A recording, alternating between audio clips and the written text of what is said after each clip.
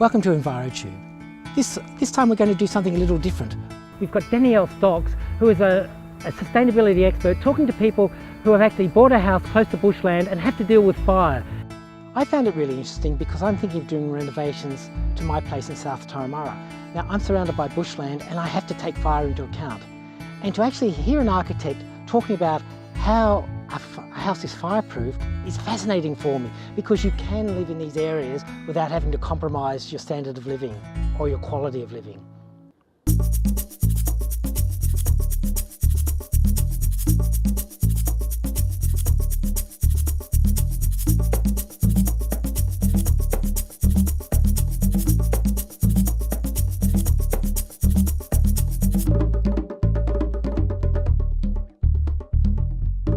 So can you tell me what's the fire risk of this house? This is rated BEL FZ, which is flame zone. Yeah.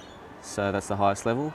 And that's because of the bushfire that comes. The bushfire element is all this bushland that we can see around us here and the steep cliff that's around the back of the property. Flame zone is determined by the fact that the flames, should this area be on fire, the flames could touch the house. It's that close. Yeah.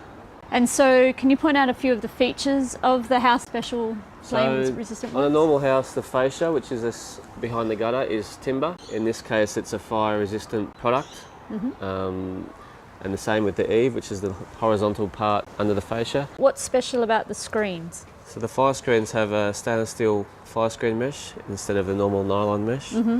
And then the windows, the glass in the windows is also different. 6mm laminated glass. So these windows are a BEL 40 window, and then combined with the metal shutters gives it the BEL FZ. What about the materials in the building?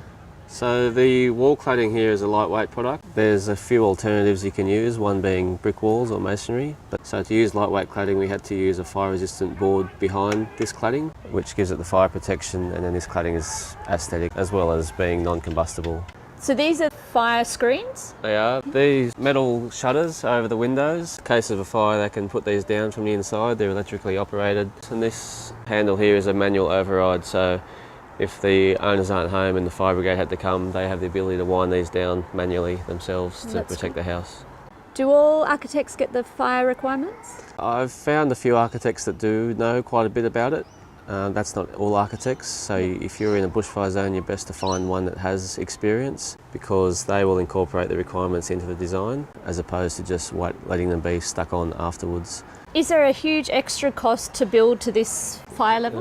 Yes, a BEL FZ, you're probably looking at about 50 grand or more. On top of your usual yeah, build. and then this is a cheaper alternative using the metal shutters with the BEL 40 window. There are flame zone windows, but they're incredibly expensive. So by the way, I love your house. Thank you.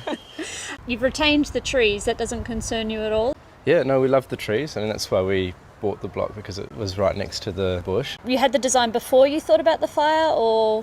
We did. We had the design before we worked through the fire rules, and I think we were really lucky because we were able to find solutions on our particular design. Mark helped us sort of work through all the difficulties and issues that you come across building a house in a flame zone in particular. You know, they're quite difficult, and so having someone there with that knowledge is, well, you just can't do it without that. Mummy said that you were going to go somewhere if there was a big fire. Where would you go? What do you do when there's a fire? We go up to the letterbox. Good girl. Thanks for watching EnviroTube.